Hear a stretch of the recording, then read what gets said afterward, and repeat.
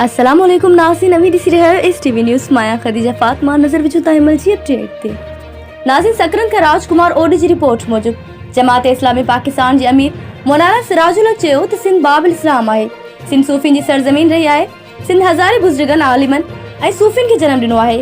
वो दरगाह पीर ज़ाकिर सकरन में सैयद मोहम्मद मुनीर शाह वट मीडिया से ॻाल्हाईंदे चयो त असीं खुशनसीब आहियूं जो इन धरती जी साराह करे रहिया आहियूं जिते इस्लाम जे पखेड़ते पर नाअहल हुक्मरान जी गलत तर्स हुक्मरानी ऐं इस्लाम मुखालिफ पॉलिसी सबब सिंध जी इहा पहचान रही आहे जेका हुअणु घुरिजे। इन करे सिंध जे माज़ी जी दीन सां चाह वारे पैगाम ऐं ख़्वाहिश खे खणी सैयद मोहम्मद मुनीर शाह जिन वटि आया आहियूं छाकाणि त असीं सम्झूं था त सिंध समेत पाकिस्तान जे दरगाहनि खानकाहनि ऐं आस्थाननि सां लखे अक़ीदत मंदनि अवाम जो लाॻापो आहे। जेकॾहिं दरगाहनि जगादी नशी निज़ाम मुस्तफ़ा आणण में कोशिश कंदा त असांखे पक आहे त मुल्क में नबी मेहरबान सल्लल्लाहु अलैहि वसल्लम जिन जो कानून अमली तौर नाफ़िज़ थींदो। इन में ई मुल्क ऐं क़ौम जी भलाई आहे।